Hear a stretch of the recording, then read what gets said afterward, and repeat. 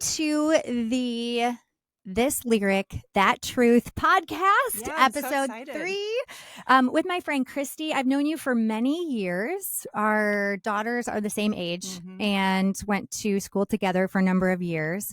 I got to know you a lot better when you invited me to join a read through the Bible in a year plan. And I, in typical fashion, said, yeah, I would totally want to do it. And then I was like, I don't want to do it because I couldn't get it together. Yeah. And you kept reaching back out to me and like, I'm going to give you another chance.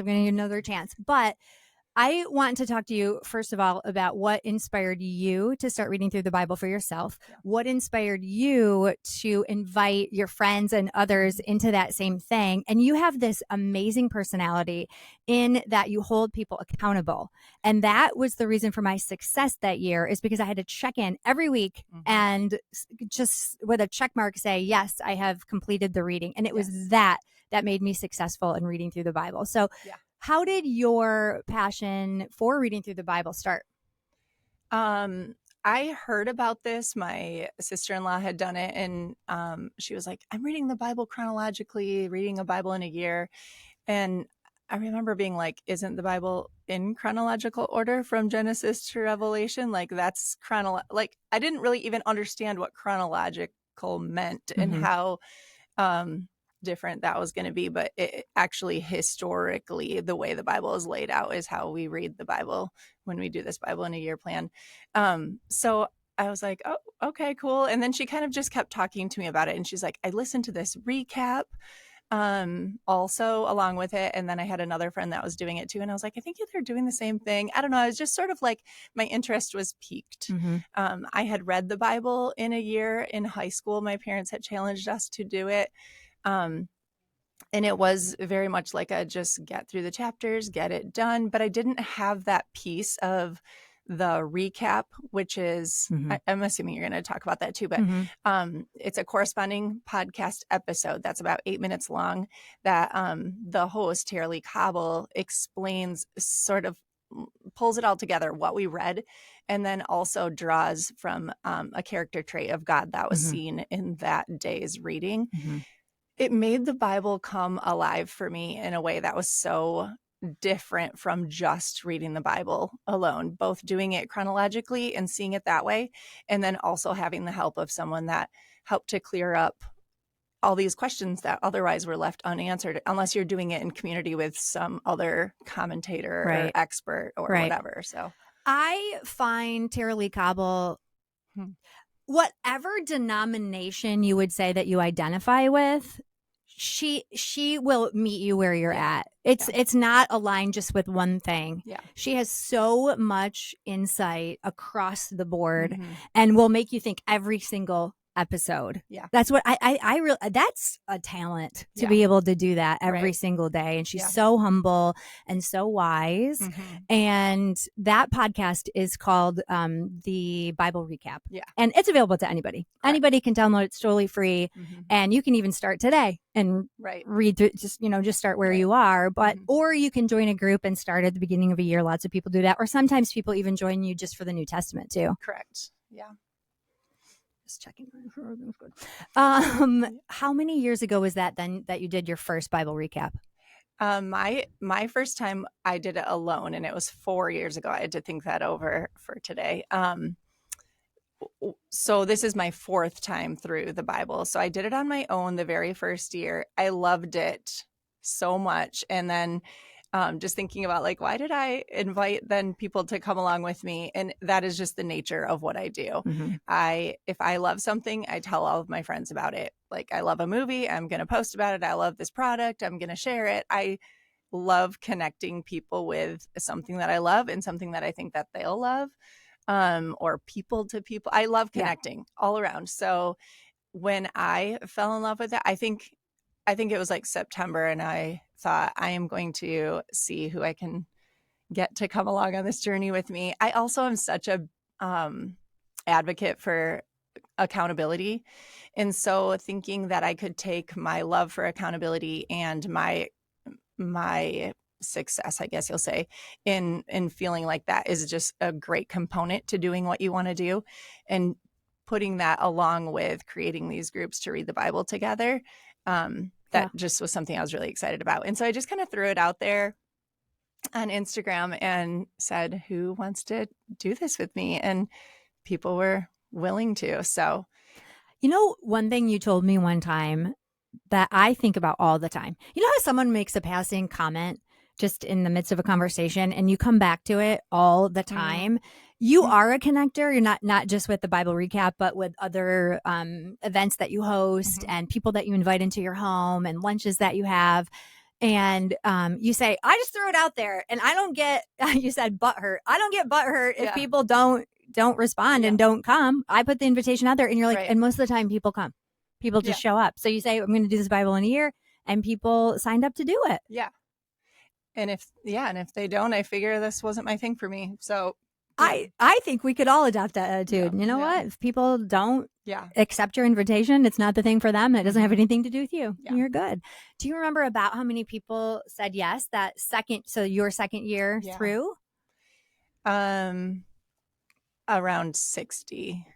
Wow. Yeah. 60 people. And then the third year, I think I did that. I must have done it the third year you went through, right? I think you were the second year. Second year. Yeah. Oh, okay. Are you you're in your fourth year through? Mm-hmm. Wow. Yeah. The other thing that you did at the end was you had a big banquet and we celebrated together and had really good food. And then you had your brother. Now he is a well-known worship leader in the area, and he did an arrangement of this song called He Is. And we'll play a clip of that song on the podcast if you want to look it up and hear it for yourself. It's really beautiful, but it starts about who he is in Genesis and Exodus and goes through all the thing, like the character of God throughout the thing. Why did you choose that song to play at that banquet? Yeah, I heard that song so long ago, and I did love it. Then just seeing like the character of God throughout the Bible, but reading the Bible with Tara Lee, that is what she keeps pointing us to. The Bible is a story. It's a story from start to finish, and it's a story about God. It's not a story about us. We're not supposed to look for ourselves in it. That was a mistake that I made often, is like looking at either the characters in the Bible and saying, I don't want to be them, or I do want to be them, or and forgetting to look for the author, the writer, the one who the whole Bible is about. And so every day when she directs us and says at the end, what is your God shot for today? And then shares a bit of God's character that we saw in the passage. It kept making me remember this song that I had heard, years before about the character of God in each one of the chapters, kind of summing it up in a way. So the author had done a great job. I'm not sure if he's the author or just the artist, but he did a great job of summing up the character of God specifically in each one of the books of the Bible. And so I said to my brother, hey, do you think that you can learn this song? And I don't even think that he had ever heard it, but then he sang it for us that night at that banquet. That was a lot of fun. I just remember getting chills in that moment because it's different when you sing that song after reading about who God is for 365 days. Right. And that's, I think, the powerful impact of music when you're living it, and you're really engaging with God in a conversation with God or in reading his word. And you always will encounter God, always, even when you're reading these genealogies where you're just like, get me through it. Yeah. There's always a nugget. Yeah. You're like, wait a minute, he was the father, and then son, da, da, da, da. That's not even, I struggled with those more boring parts too. Or like the times when they lay out the land, like the land that's going to each of the Israelites is going on forever and how many people are in it. And then like a huge takeaway, Tara Lee says, this is important material for them to have because God knows they're going to go into captivity. And he knows when they come back out of captivity and back home from Babylon that they are going to need to know where their home is. I mean, it gives me the chill. Like, it's so cool. God is so good in the pages of scripture of providing and being merciful and not boring. Yeah. There's nothing boring about it. It's pretty exciting. I remember texting you in the accountability group and being like, I'm just ready for Jesus. I'm just ready for Jesus. And you're like, Jesus is here in the Old Testament. He's like, he's here. That is wild, isn't it? Yes. Yeah. Yeah. So what would your encouragement be to somebody that is thinking about either going through it yourself like you did your first time or joining an accountability group? I mean, you may after this have hundreds of people reaching out to you like, get me in one of these groups. Yeah. How would you push somebody over the edge to do it, to say yes? Well, I think the big component is doing it in community, whether it's a community with a group that I do, which I would love. I'll take all the people, or finding a friend who's serious about holding you accountable to it. Like you said, like it's tough and it's a grind on a lot of days. It's 20 minutes a day. You're reading the Bible or listening to it even for about 12 minutes, and then you're listening to a podcast, or you can read it in a book for about 8 minutes. It's 20 minutes a day. So I like to use the phrase, it's easy to do, it's easy not to do, right? It's really is 20 minutes. I bet we have it. I bet we have that in our day. And so we need to find somebody that's going to say to us, hey, if you're falling behind, I bet you can find it. And a lot of grace in reading it too. Like sometimes I encourage, I have a lot of young moms that I do it with, like, pop in some AirPods, do it while you're folding the laundry. I know it's not the way some people think, I want to be able to sit in my little chair and I want to open my Bible and I want to give it my full attention. And that is beautiful. But there are days when it just doesn't work like that. And having the grace for yourself to just say, like, I'm going to keep showing up, and I promise God is going to show up for you in that day too. And you have you have next year to do it again. Yeah. I'm amazed doing it for 4 years, and this year, just all the new fresh things that God has for me in the pages that I read, even though I've done it 4 times. You'll never run out of things to learn about God or yourself or your community. You'll never run out. I think the biggest piece of it for me was the accountability piece. And in my personality, I don't much love being held accountable. So that was funny. That was a funny revelation. But I decided, I did it that 1 year. And then I decided to take kind of a break from it. And but I never really got back into that same daily habit. And I missed that. And my sisters decided, I have 3 sisters. We all decided to do the Bible recap together, but there was no accountability. And so I just didn't do the faith. I didn't put in the faithful work. Yeah. Because there's not somebody on the other side of it making you check in. And I could understand your pushback on that because our personalities are really similar. And I do think that is a thing to kind of navigate. Like, people who are hard on themselves, people are going to push back on. Some people are just not wanting to do it because I'm reminding them to do it. Right. I mean, we probably each have a kid like that too. But yeah, that accountability piece is so good for me. It's necessary for me. And the thing is, it's to do the thing that we want to do. Yeah. And that's often what I will remind people too. Like if I feel like I'm having to give them a lot of pressure, like sometimes I'll text them on the side or give them a little encouragement on the side. And if I feel like, oh shoot, I'm having to really like repeat on this, I remind them, this is what you want to do. And what was that original why for, why you signed up in the first place, and kind of bringing that back for them. I was the recipient of a side text a time or two myself, but you finished. I wanted to circle back on that because you said at the beginning, I kept messing up or whatever, but you did finish. You were there. My personality, and maybe you can relate with this. I am a perfectionist. So if I'm going to do something, I want to do it perfectly. I don't accept if I show up half-heartedly with something I've committed to. So I would rather not do it and not say yes and feel like a failure than just give it my best and keep coming at and keep trying. And that's what you really encourage me to do. No, keep at it. You don't have to show up perfectly every day.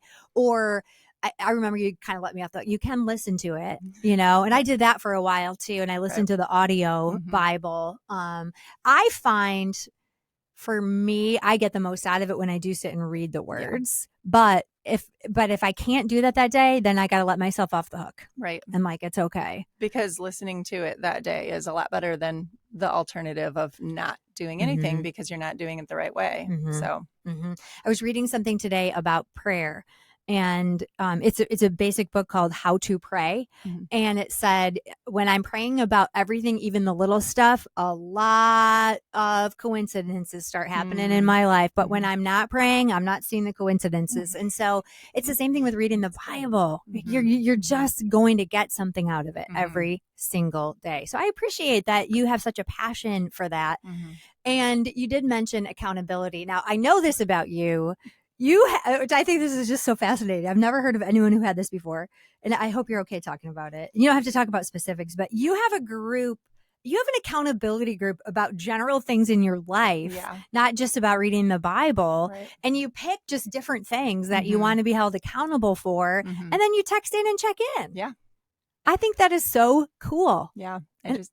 Wednesdays is accountability all around for my group of women that I've been in accountability group with for a lot of years, and then also the recap groups that I check in with. So can I share one of the things I know is on your flossing your teeth? Yes. You even pick something as simple as flossing your teeth. Yes. And that's a very classic, easy to do, easy not to do, right? Yeah.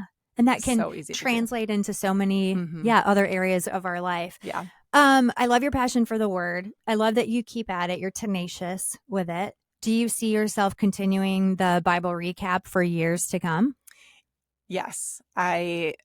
So that second year that I did it, I thought, okay, now third year, I'm maybe going to transition and I'm going to try to lead leaders. And I do have a group of leaders too. And it's so beautiful to see the way as other people who have read through it have grown from it and want to share it with other people and invited people in. They all have groups or multiple groups that they lead. And so just trying to encourage them in their leadership or when they have questions that come up, things that I've found that works to encourage. And that year I thought, I'm just going to lead leaders my third year. And then I had people that wanted to do it. And I was like, there's no chance that I'm not going to lead people that, want to do it. So then this year I was like, I'm all back in, like fully like now inviting. And Christy, to be clear, you're trained as a photographer, like, right? That's your career in art. I know you're an art teacher for a while too, photographer. Like you don't have a theology degree that I'm aware of. Correct. You're just somebody that loves connecting people with God's word. And I just think so many of us listening, like, what's your passion? What's your thing? What just gets you up in the morning? Start gathering a group of people and encouraging them in the same direction. You also, I know outside of the Bible recap, which we'll post the information in the show notes of the app so that you can download it and how to connect with you. Yeah. Maybe I would have people send me an email and I could connect with people or something. But you also host groups, like different types of topics. Like I took I would call it a class, and for 6 weeks or 8 weeks, we got together at your house for lunch and we talked about how do you make friends? Yeah. I was like, it was a Jenny Allen book. And I thought I could, in my middle of my life and, your kids are not little anymore at school. So you're not meeting other moms in the drop off area. Yeah. And how do you engage and how do you meet people and make friends? And so I kind of took this class. We always had really good food. So what are some other things that you connect people in? That class was a lot of fun. I was at church listening to the pastors talk about studies showing how many people feel lonely. And I just heard about that book. I trusted Jenny Allen. She's stood the test of time with me, really trusting what she writes. Hadn't read the book yet, just knew what it was about and heard about this basically pandemic of loneliness and thought, I'm just going to invite people to gather who are looking to make deeper connections with people and said, this doesn't mean you don't have friends. Right. It just might mean you want to learn how to go deeper or find your people or you're in transition or whatever. So that was a lot of fun. I would say another huge passion for me is connecting people with their purpose, walking people through the process of writing a mission statement and then building from that statement that drives them kind of the what it is that inspires the other things that they do, and then creating vision with that, which is looking out into the future and thinking like, what would my life look like if I actually did the things that I want to do and the things that I'm created to do, and stepping into the purpose that God has given me fully, what would that look like? And then to put it all together, let's create some accountability and put some things in place that get you from one place to the other. So if I'm looking ahead 5 years, where do I want to be in 5 years? Well, I need to be a fifth of the way or somewhere along the way in 1 year. So breaking that down and walking people through that is something I'm really passionate about. You don't have to give specifics, but what have you seen people change in their life because of that, because of going through that mission statement thing? Yeah. I would say them not looking around at what other people are doing, the race that other women along, especially women, because that's who I'm doing it with mostly. We're looking around often at the race that other women alongside of us are running and thinking we should be doing that same thing, or I wish that I could be more like them, instead of really pulling from the things that come so naturally for us and then living fully into those. I often say, and it's kind of funny and it feels a little bit mean, like, you have no business doing that when we try to do the things that aren't ours to be doing. So I would say that the realization that women come to when they are really stepping into their purpose, their calling, that is for them, and that the other things are not, and that they can like rest in that and then chase that more fully. It allows us to be able to also champion the women that are around us that are doing what they're called to do too.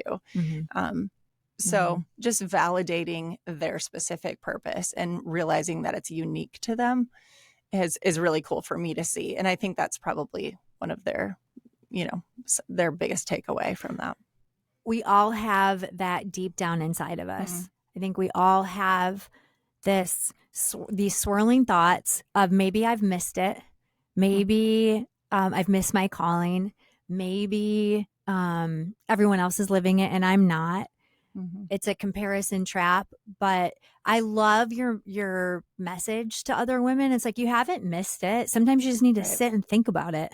Right. Or you need a format, to go through and put your thoughts down and make some goals. Yeah. Or you need some history to know what it is that you've done that you feel like you're alive doing, or things that you've done that you knew that those things weren't for you. You do need a little history to figure out what those things are. Yeah.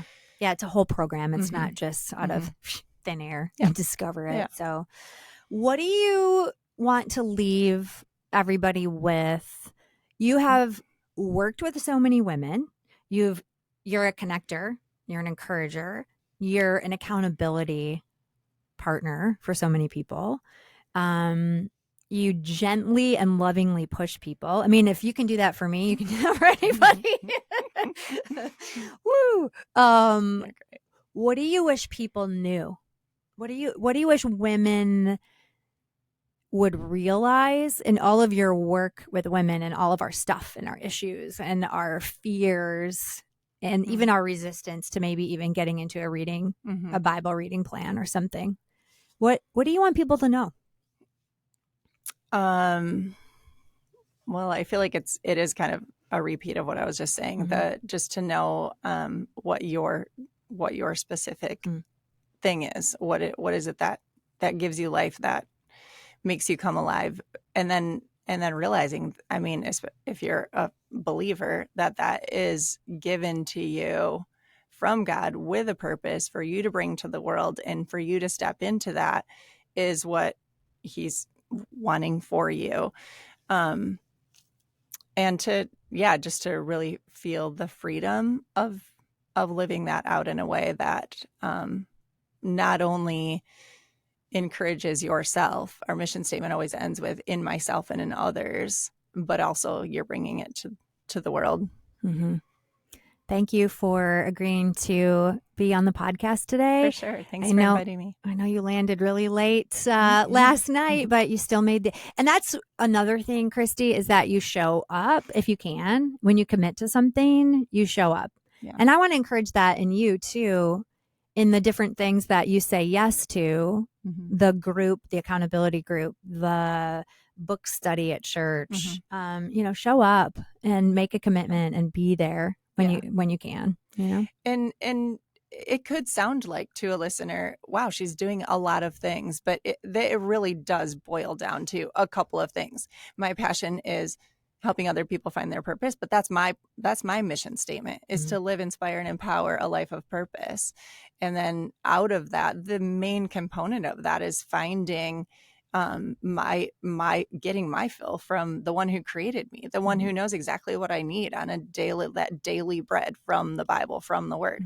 So I'm really passionate about reading the Bible and having a daily time with him. I'm really passionate about living into connecting people with their purpose. And so there's some fingers that kind of go out from that a little bit, but they're really those things. There's a lot of things that I don't do, right? Even though it might sound in this show that there's a lot of things that I do. Right. Right.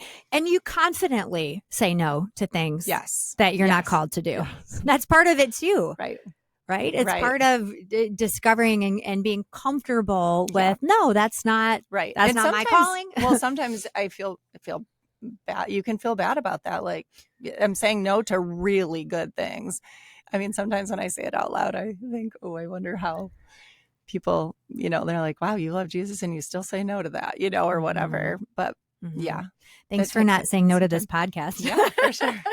I could not. This is such a fire in my bones. So yeah, I appreciate you inviting me. Thanks. Thanks for coming.